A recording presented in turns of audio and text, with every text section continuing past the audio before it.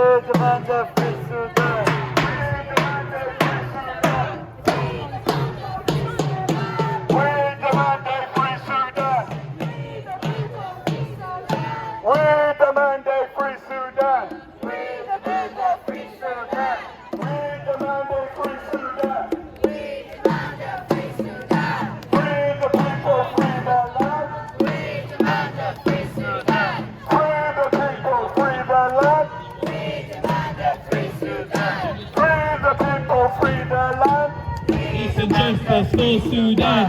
Free the people, free their land. We demand a free Sudan. We demand a free Sudan.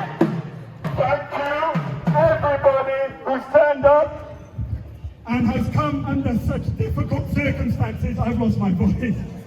But thank you, because the Sudanese people and their voice clearly has not been heard enough throughout the world. But today, in Cardiff, you made yourselves loud and clear that the people of Sudan want freedom, want peace, and they want justice. So without further ado, I'd like to invite our first speaker, Adam Johannes of the Stop the War Coalition, who will come and give a few pointers over the history of conflict and what it does, and hopefully creating that union of solidarity. Thank you. What we are doing today is very important, because there is a bloodbath unfolding right now, and it's not being talked about enough. It's not being talked about enough in our media. It's not being talked enough in our political institutions. It's not being talked about enough at dinner tables. It's not being talked enough about on social media. Now, for the last 18 months in el-Fasher, people like us were under blockade and siege. There was no food or fuel entering. People were starving. There was a famine. And in the last few days, the RSF, the rape and slaughter force, has gone street by street, house to house, door by door, dragging out people on the basis of their ethnicity and exterminating them in a genocide. Now, often you hear this talked about in the media, that it's a civil war. We have to understand that it's an international war. It is an imperialist war. It's a proxy war between different countries, regional powers and great powers, who are fighting over Sudan for blood and treasure, for its gold, its natural resources, its fertile land, and access to the Red Sea. And that's why we do need to raise this internationally, and why we do have levers to stop the flow of weapons to countries like UAE, who's arming the genocide, to stop the flow of money to these forces. So that's what we need to do. And as el-Fasher Idris just said earlier, to understand the scale of horror, when they looked through satellites from outer space, they could see the blood from outer space in the streets of el-Fasher. That's the horror of what is being visited on human beings. So it's very important that we fight today for everyone like us, all around the world, to have the right to a dignified life, to have the right to peace, to have the right to justice. That's what we're fighting for.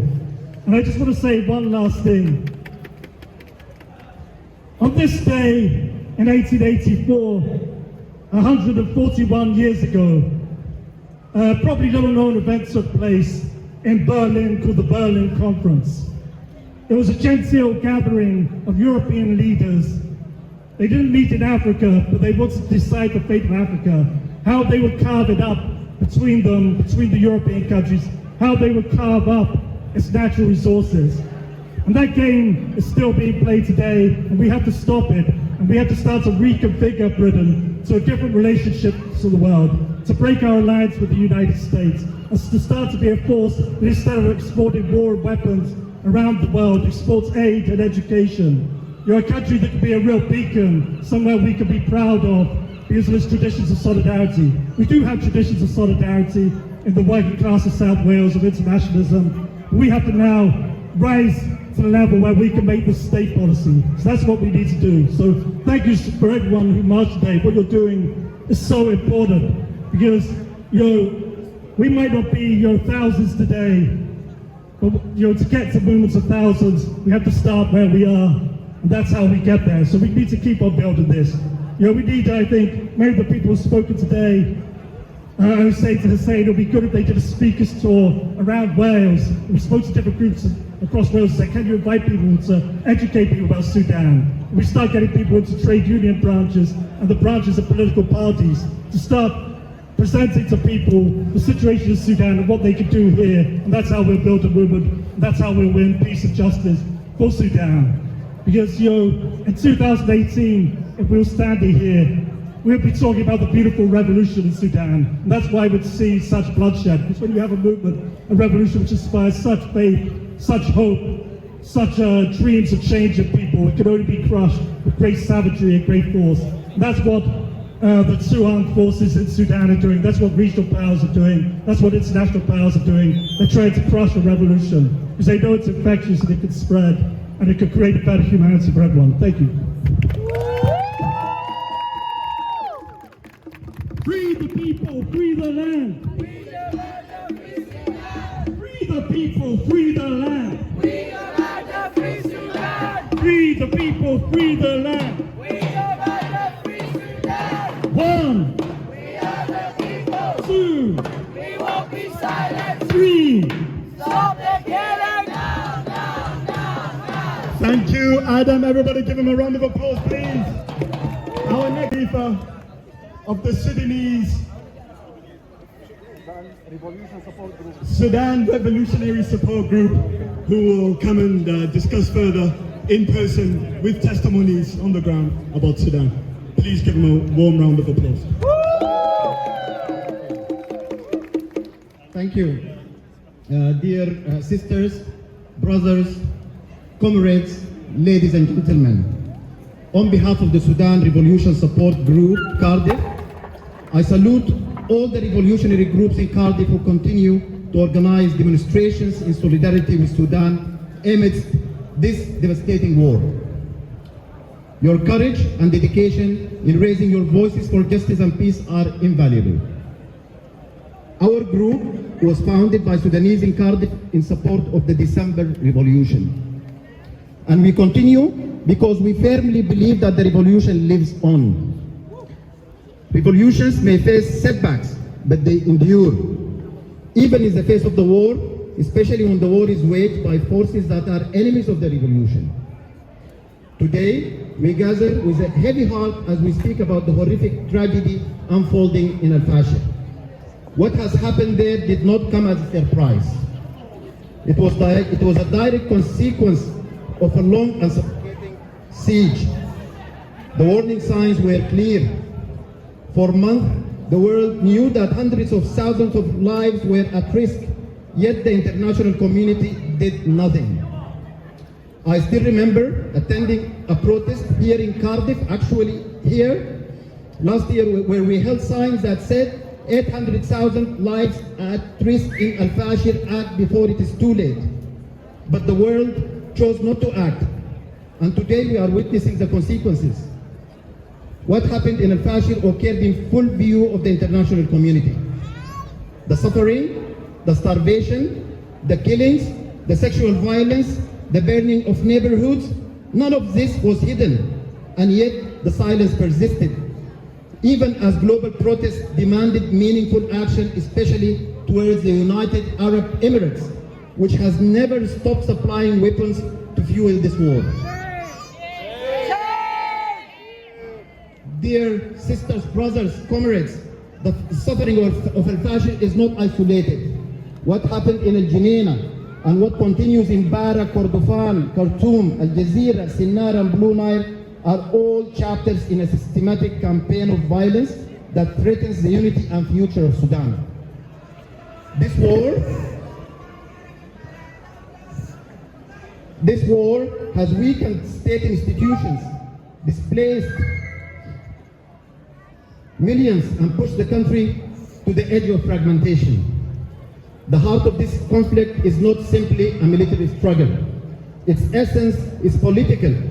It is a struggle between the forces fighting for a civilian, democratic Sudan that embodies the principles of December Revolution, freedom, peace, and justice, and the forces of counter-revolution, the remnants of Bashir regime, the Security Committee, the Islamic movement, and the RSF militia.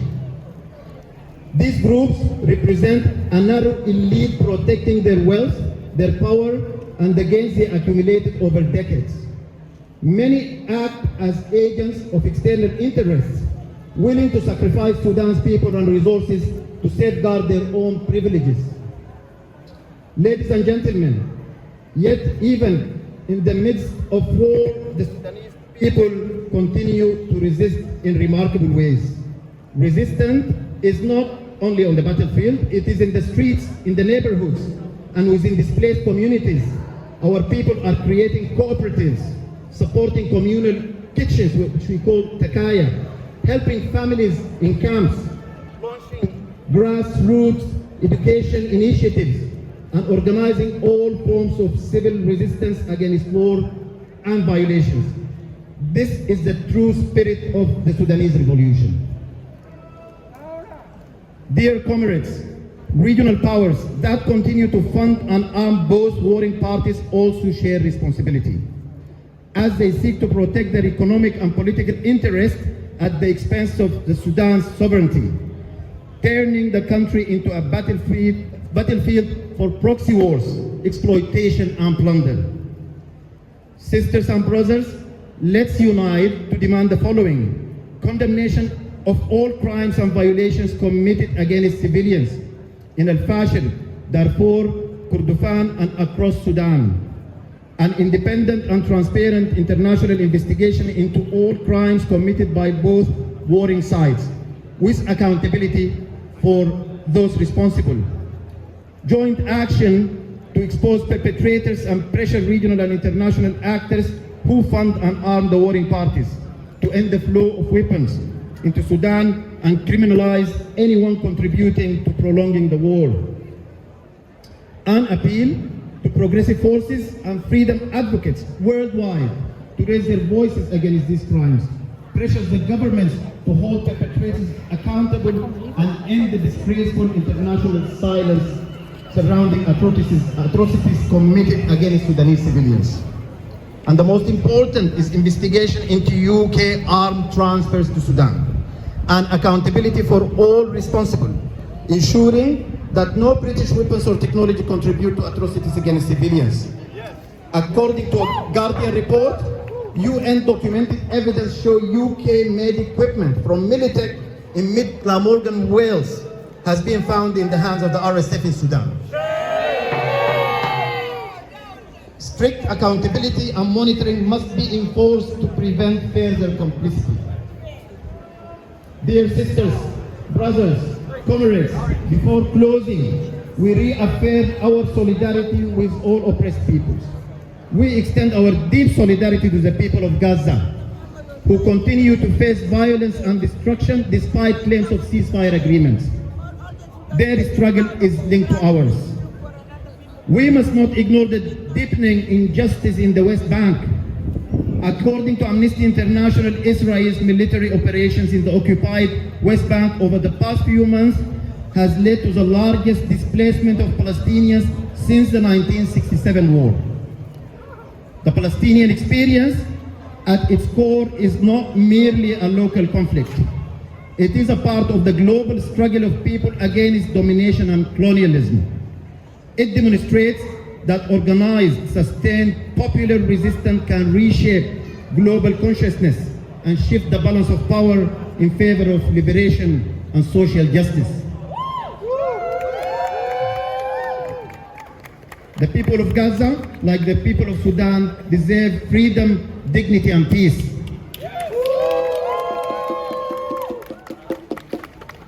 Dear sisters, brothers, comrades, let us unite our efforts to save Sudan from fragmentation and collapse, to support the victims, to stop this senseless war and restore the path of the glorious December Revolution toward a just, democratic, and civilian state that safeguards human dignity and preserves the unity of the nation. Eternal glory to the martyrs, freedom for the detainees, and safe return for the missing. Victory for the just cause of Sudan. Thank you. Free the people, free the land. Free the people, free the land. Okay, now our next speaker. She is a budding academic within Sudanese affairs, and she's only going to go higher with her friends as well, and all of us together. I want you to give a warm applause to Lily, who will come and speak on Sudan for all of us. Thank you.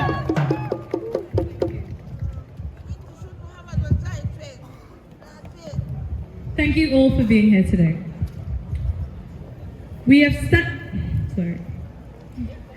We stand here as Sudanese people united, not divided by tribe or by the false hierarchy that has long placed some groups above others, a mindset that has contributed to the violence and neglect faced by regions like Darfur. Our worth has never come from this division. Tribalism and colorism have been used for generations to weaken us, to put us against one another, and to make us forget that our true strength has always come from our unity. Today, we reject those divisions completely. We are here to say that Sudan belongs to all of its people equally. For nearly 3 years now, Sudan has been torn apart by the brutal fighting between the RSF and the SAF. Neither of these armed groups has protected the people. Neither has listened to the cry of civilians, and neither has upheld the basic rights of Sudanese people to live in peace, to move freely, and to build a future. What has paid the price? Homes, neighborhoods, entire cities, the economy, the food system, hospitals, schools, all in collapse. Millions displaced, millions hungry, millions living in fear. The women of Sudan are enduring a targeted and catastrophic assault on their dignity, safety, and rights. More than 12 million people, including countless women and girls, are now estimated to be at risk of gender-based violence in Sudan, including rape, forced marriage, sexual slavery, and other forms of abuse. Shame! Reports describe women arriving at health centers exhausted, traumatized, and often after months of displacement. Thousands of Sudanese women have come forward in just a few months, the majority reporting sexual assaults. These women are not accidental victims of war. They are being attacked because they are women, because of where they live, because the power imbalance created by tribal prejudice, colorism, and the rule of competing armed groups. The world must recognize, when the women of Sudan are under attack, the very fabric of society is being destroyed. Children in Sudan are facing a crisis like no other in any recent memory. Displacement, hunger, illness, lost schooling, and violence. Since April 2023, millions of children have been displaced within Sudan and across borders, making it amongst the largest child displacement crisis in the world. According to UNICEF, of 30 million people now in need of humanitarian assistance in Sudan, 16 million are children. Schools are shut or inaccessible.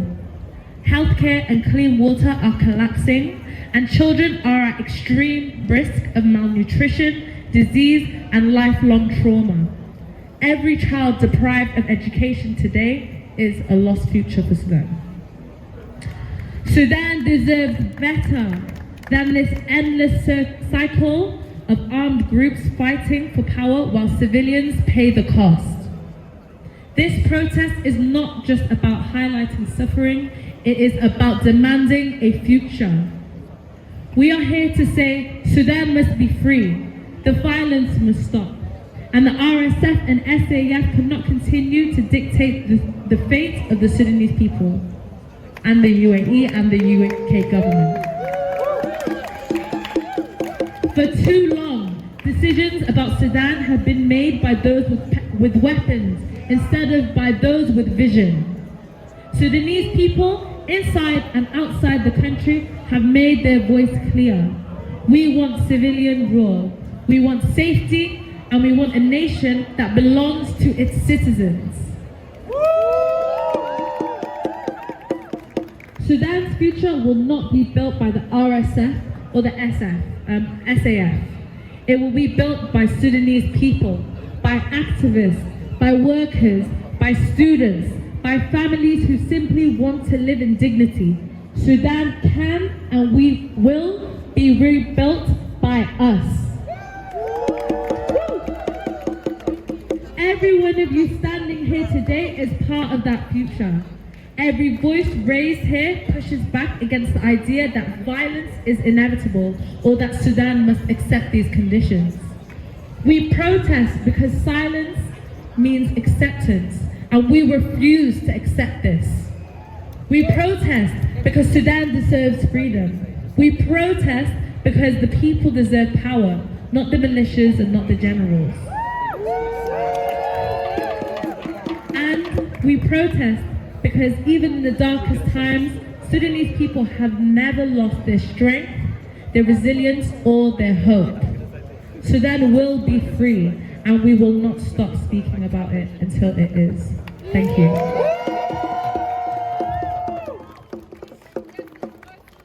Peace and justice for Sudan. Peace and justice for Sudan. Peace and justice for Sudan. Peace and justice for Sudan. To another budding academic and activist who's moving on up with her sister Lily, please give a warm round of applause for Sarah.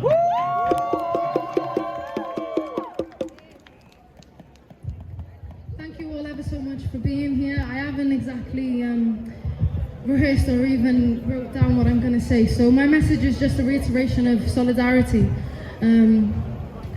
Before I go into so much about the solidarity, something that really interests me is the production of knowledge and how we come to know what we know. And it's so clear that so many people do not know what's happening in Sudan, and so many news articles are not willing to report and speak on Sudan. And there are feasibility arguments to consider, such as the difficulty to getting into Sudan, but there also needs to be notice of the active decision of all these media articles who choose not to talk about Sudan. And this is due to their racism and due to these principles of anti-blackness. And so it does rely on us to be sharing what we know from the individuals who are living in Sudan and their lived experiences.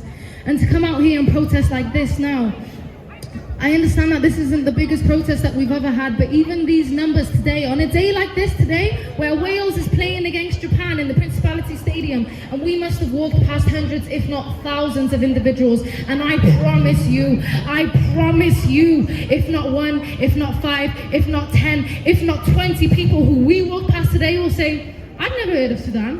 What's happening in Sudan? What are these lot doing on the day after a flood where half of Cardiff is flooded, out talking about this place called Sudan? Is that not a Palestine flag? Oh, they're talking about Palestine and Sudan?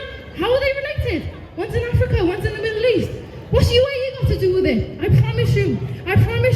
And I won't be here for these interactions, and I won't be in those homes where people are researching Sudan, but I'm just here to tell you that this work that we do in these protests are so, so powerful, especially on days like this. So it's so appreciated, and it's amazing for all of you to come out.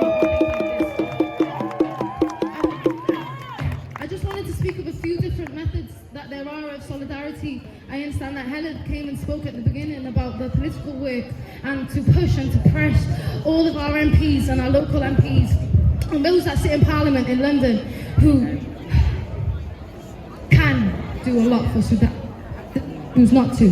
But we need to take that choice away. We need to put it in their face and put it in their face and put it in their face until there's no longer option and there's no ability or choice to ignore Sudan. There are templates that you can use. Go online, search your postcode and type in the name of your local MP. CC them into an email and tell them this is a pressing issue in Sudan. And I'm telling you, that does work. Charity work is an amazing way of solidarity. People believe that there is 0% of aid going into Sudan, and while that aid is minimal, in less than 10% or even 5%, there are ways to put that forward.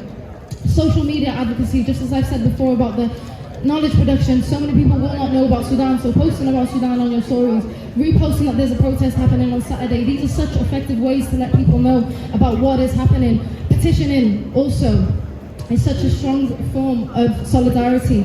And finally, I'll speak to the boycotting of the UAE goods and gold. People really don't understand how much the UAE has an impact on what's happening in Sudan. The UAE doesn't have a single gold mine. The UAE does not have a single gold mine. The UAE has no gold mine, and the UAE is the main quota of gold in the world.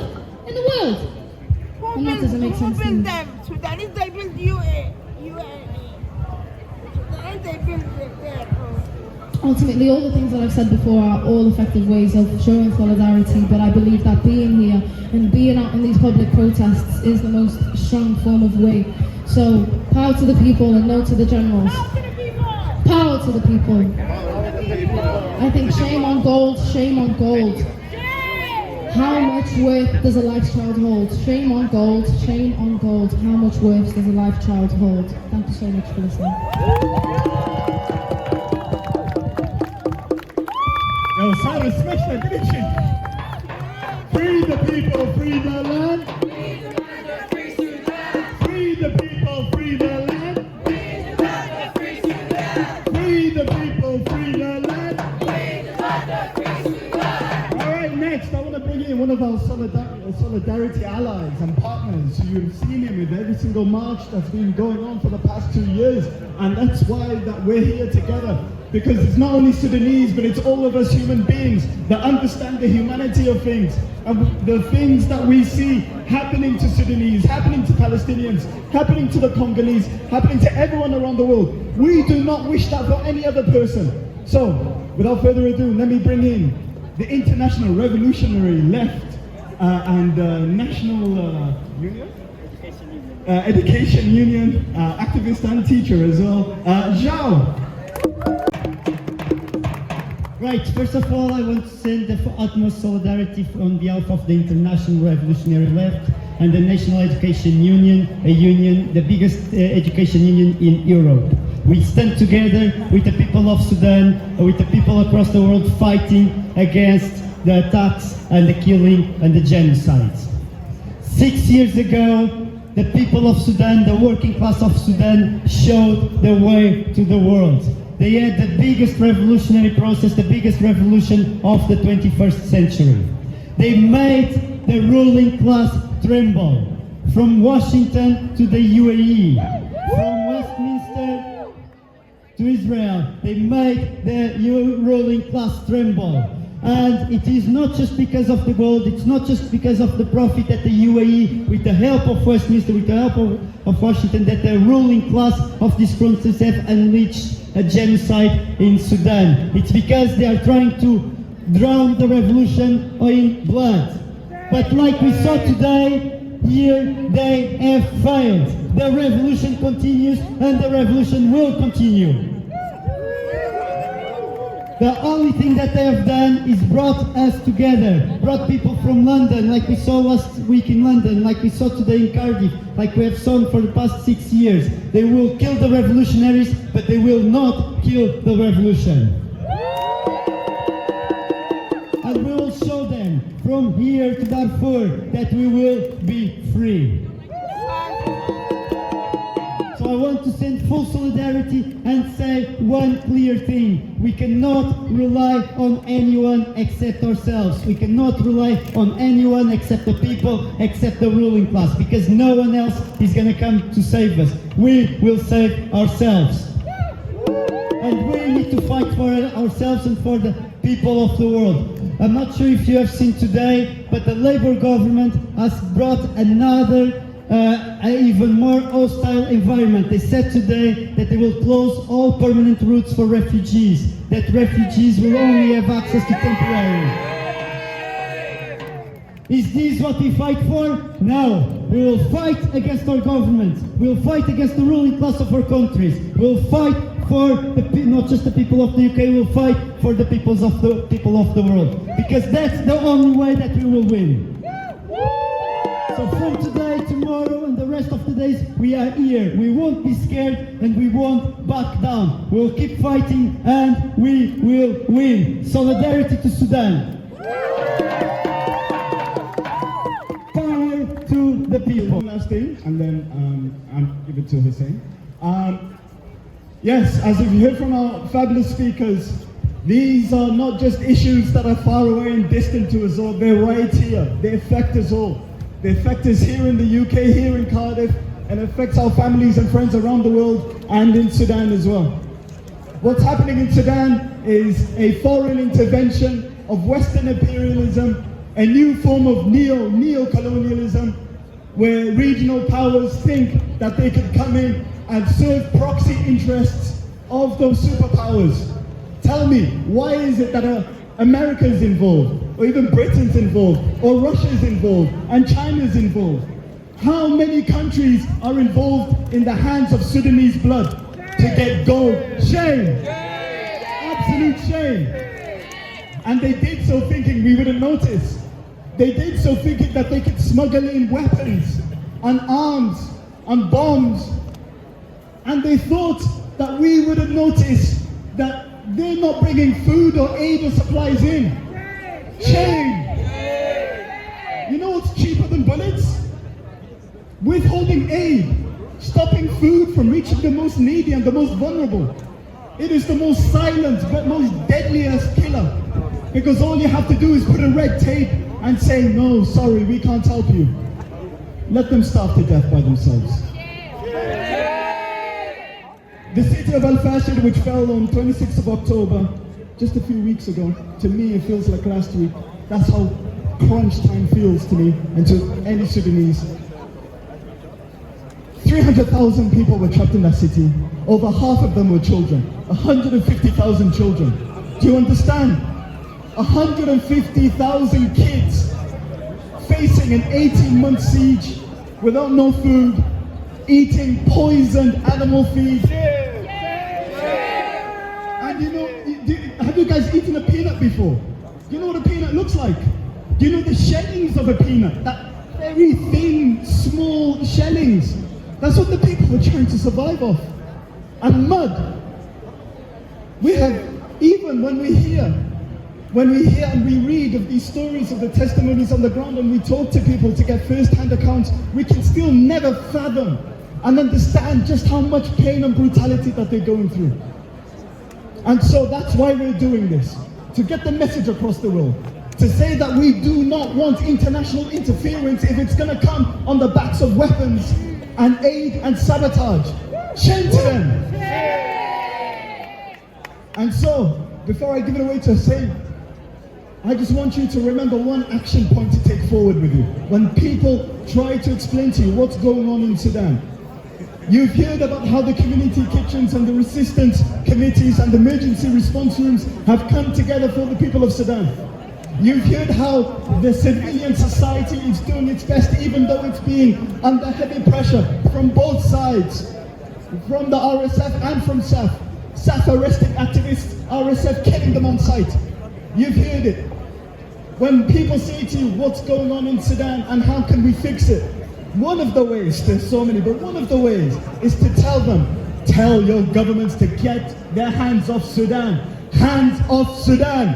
Hands off Sudan. Hands off Sudan. Hands off Sudan. Hands off Sudan. Hands off Sudan. And we're going to tell them. We're going to tell them hands off. The Sudanese people will deal with it. They've been dealing with it. They know the blueprints. They know the architecture. The last thing we need is bad faith actors coming in, trying to extract resources, and in doing so, doing it on the hands and on the pools of Sudanese blood. Thank you very much. And it's not just targeting abstract people that they talk about, they say boat people and all these dehumanized languages. Let's just say it very plain and clearly. They're targeting asylum seekers, a lot of whom are from Sudan. Because when people are under attack and they flee, where do they come? They often go to a country that has a colonial history tied to it. So they'll often come to the UK, for instance. A lot of Sudanese people will come to the UK for lots of various reasons. But how are they greeted? They're greeted by the fascists outside hotels. I'm not sure people saw in Epping, but one of the Epping fascists walked up to Sudanese asylum seekers and said, "What are you doing here? Where are you from?" They responded with Sudan. And in the words of Sarah, what did they say? "What's happening in Sudan? Why are you here?" And that is a threat. It's an existential threat to everything we mobilize against. We have to see fascism as a threat to solidarity with Sudanese people and a threat to effective solidarity to end the genocide in Sudan. Because how do genocides happen? The first part of a genocide is the dehumanization that is required to dehumanize those people enough. So when you see dead bodies and when you see blood pools from space, people don't care. And that is created by the dehumanization of those people, and it comes from fascism, and it comes from a government so cowardice they will not call out those people outside hotels.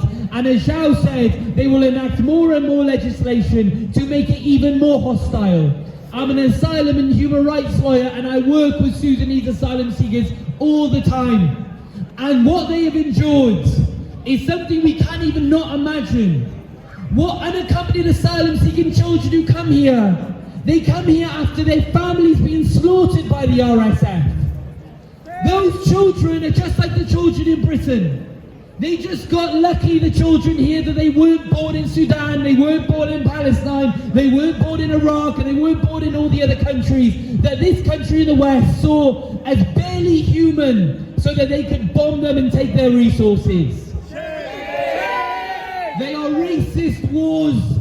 This is a racist endeavour, and we have to smash racism and smash fascism if we are going to stand side by side, our Sudanese comrades, brothers and sisters, effectively. And that is including the Sudanese diaspora here as well. So on that, we have a demonstration on Friday next week. So this coming Friday, outside a hotel in Roos by Cardiff Airport. And we want to make it big because we want to have a big send-off, because we got them down from 80 fascists who scream outside hotels where Afghan families are staying, saying, "I hope you die, throw them off, throw them into the sea." We got them down from 80 to 6. And that is what the mobilization and anti-fascism looks like. You get them down, you smash them. And then now we want to show them that if we want to come back, we will. But we will leave in our tens and hopefully hundreds to say, "See you, you're not worth our time." And we will keep on building, and we will keep on building solidarity against all those persecutors. As Mohammed Khalifa says, the struggle for Sudanese rights is the same struggle against imperialism. It's the struggle that sees Palestinian lives as dehumanized as well. So that's why as well, after the Friday, we'll have a demonstration, most likely, keep an eye out. There'll most likely be a demonstration on Palestine on Saturdays for 20 seconds. And we're going to start saying that they're not just Palestine demonstrations, there's Sudan and Palestine demonstrations. Because two genocides, one struggle. Because the fight for Palestine and the fight for Sudan is the same fight. So I want people to be there in our masses. We need Sudanese flags on those demonstrations. We need banners on those demonstrations. And we want to say Palestine and Sudan are stronger together. And also on that Friday, the day of the anti-fascism rally, in the daytime, there's a fundraiser in Bhutan Community Centre supported by Hayat Women Trust. And they've got a fundraiser for Sudan specifically. So if you can, from 12 to 4 p.m, if you can go to Bhutan Community Centre and support the fundraiser. And the last thing I will say is this, as many people have said, this is the beginning. We've had bigger demonstrations, but this is a genocide. And this is make or break for Sudan.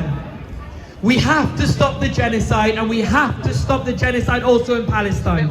We cannot go any longer with this happening around us. So we need to build bigger and we need to build more effectively. And that's why I want people to look to, for example, these two banners. The Sudan Revolution Support Group. Solidarity for Sudan, as Mohammed Khalifa said since the beginning of the revolution. The revolution is not dead. And also to Cardiff for Sudan. You can find the Instagram on Cardiff for Sudan, and you can also speak to Mohammed Khalifa about the Sudan Revolution Support Group, and also Hayam, who spoke here as well. The Cardiff for Sudan banner says one thing: power to the people, no to the generals. And that's what we all have to embody, because this is a war, a humanitarian effort to stop the killings, but it's also an ideological war. We have to be strong and clear in what we say, and that is no to the RSF, no to SAF, and all the power to the people of Sudan. Thank you for coming. We'll see you next week.